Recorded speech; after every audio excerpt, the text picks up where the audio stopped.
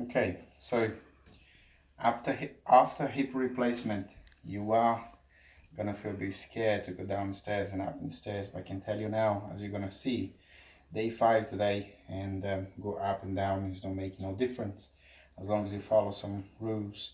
I got my sticks on the one hand, on the right hand. I operate in my right foot, so my right leg. So always good fit stay, operating leg goes. Good fit stay, operating leg go, and change slowly like that all the way down. And the same thing goes to go up.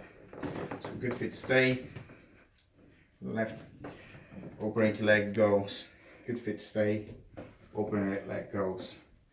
And how I teach myself, no problems, no pain, no trouble. Of course, get someone to supervise you if it's possible, but all good, ready to go.